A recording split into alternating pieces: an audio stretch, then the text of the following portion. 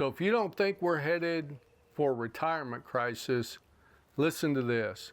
The fastest growing population of homeless people in the United States, 65 plus years old. Yeah.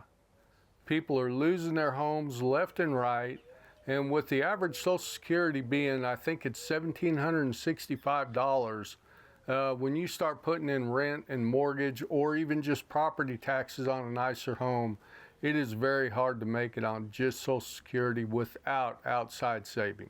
Currently in the United States, only 54% of American households have a 401k or, savings plan through their employer. That surprised me. That is a pretty low number. Maybe I'm living in a vacuum, but almost everybody I know who's, full-time working for a company, the company does offer some kind of a savings plan. And of those 54% of people who do have an account, 2.8% of people drew money out of their retirement accounts in 2022. In 2023, that number rose to 3.6. So, currently Americans are kind of treating a retirement account as an ATM. You can't do that. You really have to treat your retirement accounts as retirement. That's what you put the money in there for, and that's what you should be doing with it. And I know I'm getting on my soapbox here a little bit, but I started doing that. I took out a loan once on a 401k, and my wife's sister told me, said, no, that was a really bad idea. Paying yourself back with interest sounds good, but you're missing out on potential growth. And as I found out later, I only needed it for about a month. It was only $3,000, and I wanted to put it back in. You can't put it back in. You can't put the genie back in the bottle. So you're just missing out on that. They take a little bit out of your check, and you pay it back over time. And back to something I've talked about in multiple videos is, you may have a plan to retire at full retirement age, whether it be 66, 67, whatever it may be, that's when I'm going to retire. Well, it may not be up to you. There were a lot of people who were forced to retire after the pandemic. And one of the problems with that is baby boomers got hit pretty hard during the 2008 financial crisis. And luckily enough, I was able to rebound out of that. I just, pretty much stayed in the market. I did pull some out for a while, but I pretty much stayed in the market, wrote it out, and it paid off in the end, but a lot of people didn't do that. So you got the 2008, and then here came the pandemic. Well, during the pandemic, a lot of people got laid off. A lot of companies downsized, as we found. As soon as we started pulling out of that pandemic mode, a lot of these big corporations, they started cutting back and laying off, and people were forced into retirement. And that's not a place that you wanted to be.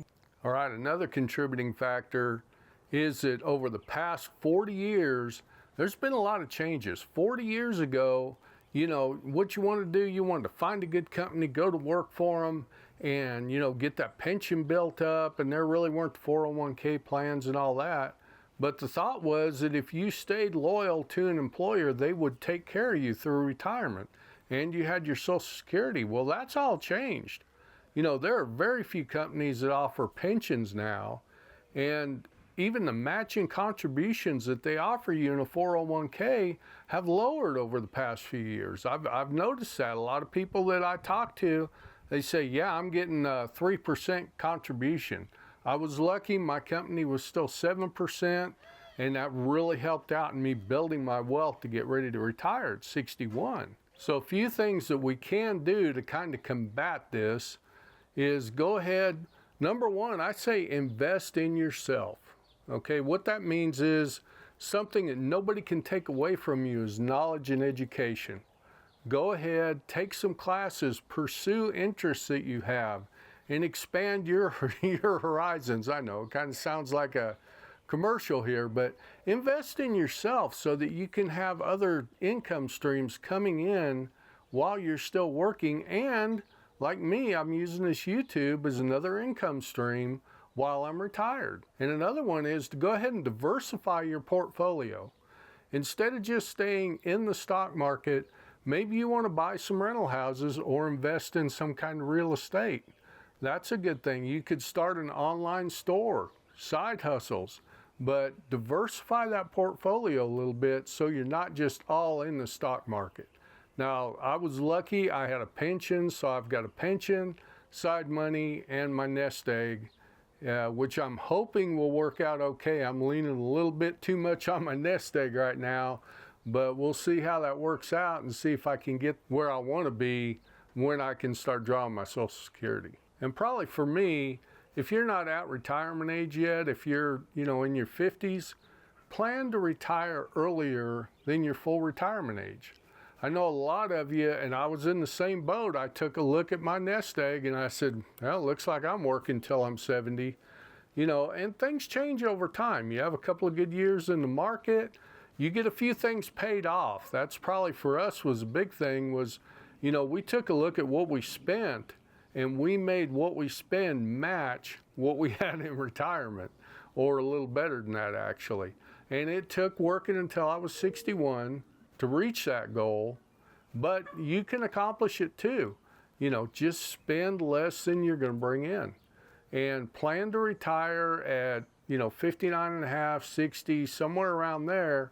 And then if your plan falls apart, or I shouldn't say falls apart, but if you don't hit your goal, the worst that's going to happen is you do have to work a few extra years. All right, so this being a new channel, it would mean the world to me if you'd go ahead and hit that like button and leave me a comment. Let me know where you're from. Let me know if you're retired or if you're planning to retire. I don't need to know your age or anything. I don't want to get personal, but I really do enjoy reading the comments so far. So I hope you're having a great day out there and watch this video next.